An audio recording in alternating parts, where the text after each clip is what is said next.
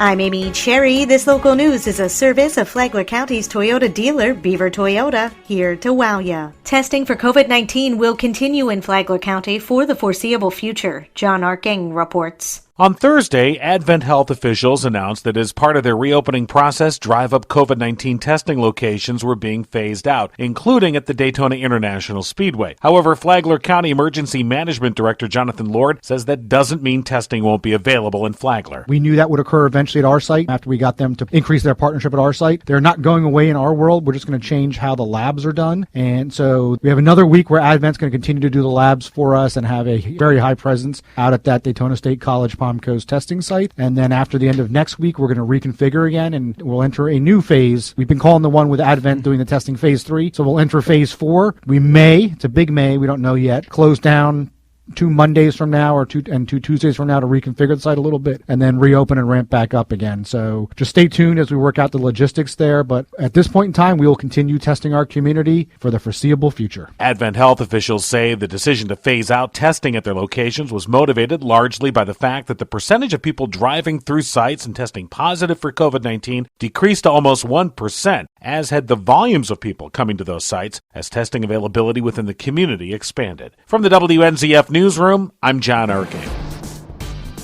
Meantime, more parks and recreational amenities will open next week in Palm Coast. Mayor Melissa Holland says it's the result of increased testing. We're going to be announcing May 18th the opening of our golf course and our tennis center. And that was driven on a lot of data, a lot of information, and a lot of sort of strict requirements that go along with it. Only one person in a golf cart, those sorts of things. So we are trying to manage this step by step and do it in a way that's keeping people as safe as possible, but still opening things up that we believe as well are important to our community as a whole. Places that open May 18th include the Palm Coast Tennis Center, the Palm Harbor Golf Club, Holland Memorial Park, including the dog park and the tennis and pickleball courts. At Belterre Park and Seminole Woods, only the tennis and pickleball courts will reopen. Some amenities remain closed, though. They include the Indian Trails Sports Complex, the Palm Coast Community Center, and Ralph Carter Park due to an inability to practice social distancing. The Palm Coast Aquatic Center will be closed for the entire 2020 season. A Jacksonville couple is arrested in connection with a BB gun shooting spree on I-95 in Flagler County. Sheriff's deputies say 21-year-old Dion Jones and 22-year-old Tiana Anderson rang in the new year by firing off a BB gun along I-4 and I-95 on January 1st. A victim tells deputies her driver's side window was shattered as she drove along northbound I-95 in Flagler. Her car was hit as many as 7 times, causing at least $1,000 in damage.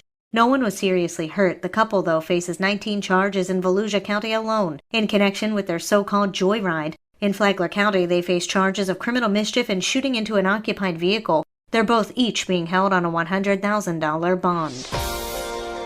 A multi-agency effort was necessary to capture a reckless driver who deputies say was in a stolen vehicle. With more, here's Tony Magoo. A stolen vehicle that had been involved in several vehicle burglaries was headed south on Interstate 95 through Flagler County last Thursday. With us this morning is Flagler County Sheriff Rick Staley. An auto theft suspect and burglary suspect was fleeing from St. Johns County in a stolen vehicle after doing auto burglaries in St. Johns County. The Volusia County Sheriff's Office arrested the suspect after he crashed at Saxon Boulevard and Interstate 4. The driver was identified as 18-year-old Detron Devontae Vaughn. He was taken into custody and charged with grand theft auto, reckless driving by St. Johns County and Flagler County deputies, along with charges in Volusia County. Vaughn is also currently on juvenile probation and was additionally charged with violation of probation. He was booked into the Volusia County Branch Jail where he's being held without bond. This is a great example of multiple agencies working together. For Flagler's Morning News, I'm Tony Magoo. With so many people out of work in our area, how can they get help to find their next job? Robin King is the president and CEO of CareerSource Flagler Volusia and says that they are here to help with the first building block of getting a new job, the resume. We are working with individuals on a remote platform to help them either create a new resume if they don't have one at all, or to brush off the one that they already have and bring it up to current standards and how businesses are looking at resumes. King said that a resume can make or break a person